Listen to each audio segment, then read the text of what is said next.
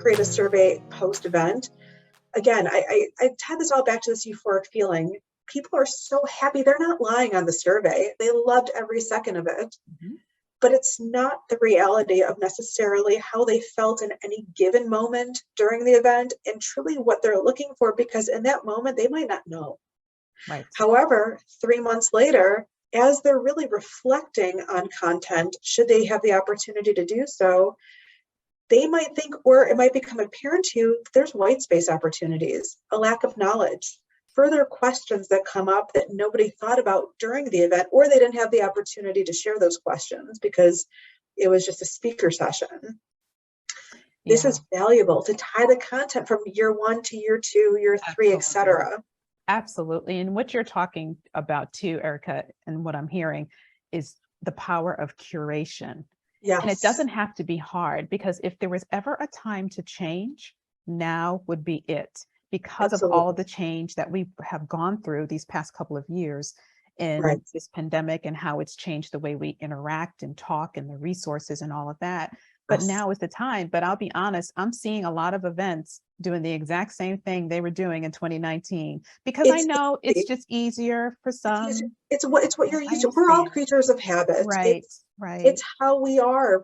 When in doubt, go with what you know. Exactly. However, we're at this kind of precipice right now, and we're about to face a recession that I'm sorry to be a downer, that's projected to be worse than 08 and 09. And we all saw what that did to all of our organizations. Mm-hmm.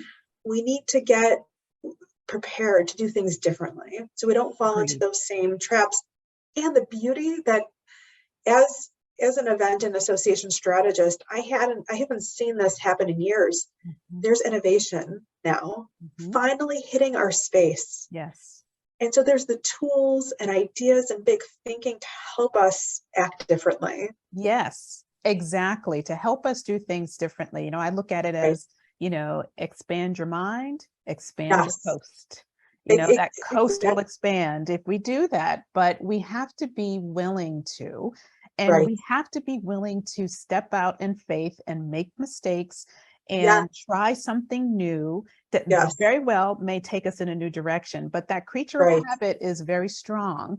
And so I get that, but I feel like if we do remain in that space of being just that creature, that we are going to miss so many opportunities and not meet the needs of our community, because they're going to go find what they're looking for. And if you're not it, they're going to go find something else.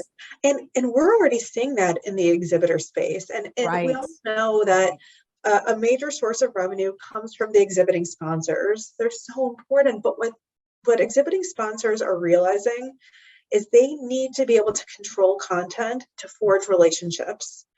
Exactly.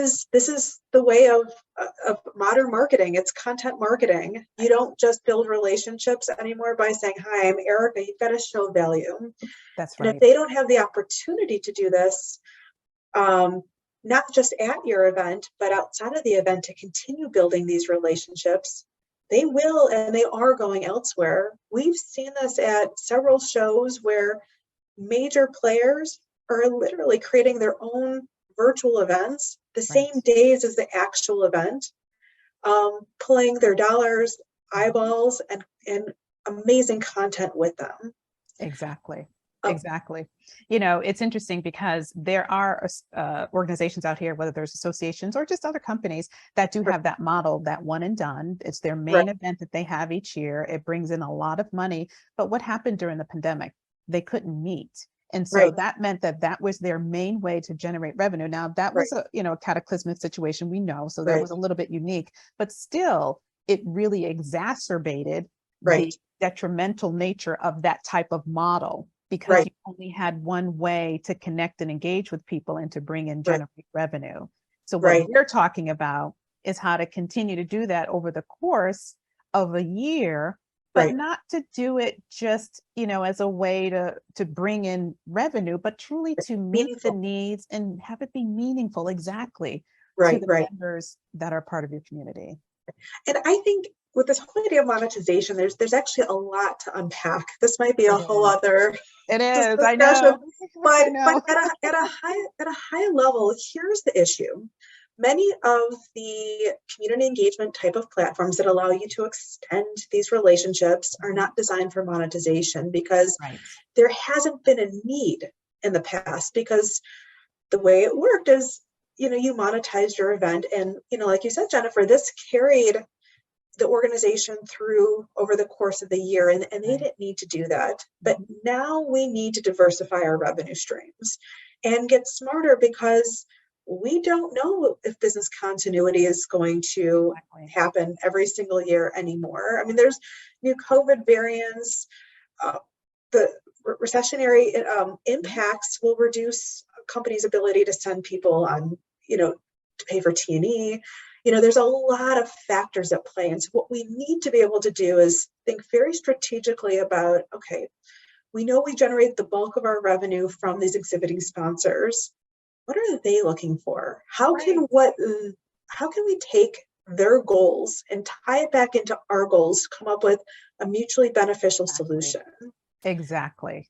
And what's so funny about that is that it's not hard.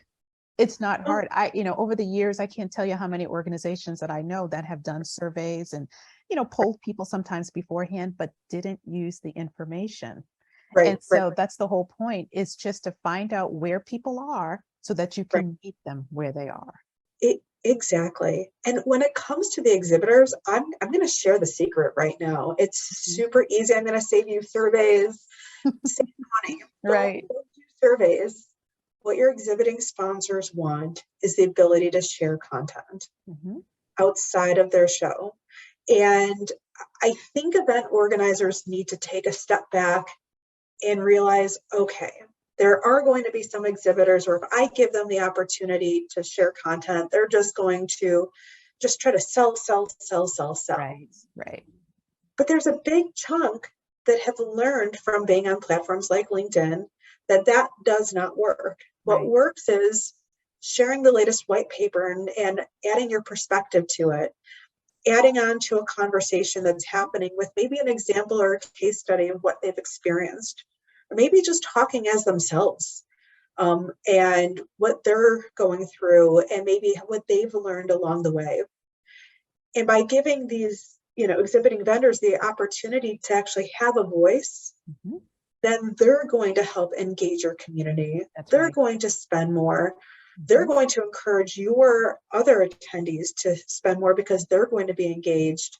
And you, as the event organizer, you're going to be able to get a whole host of new insights from just listening to these conversations happening. Exactly. And you're going to be providing information that your members want. And that's the best of all worlds involved for everybody.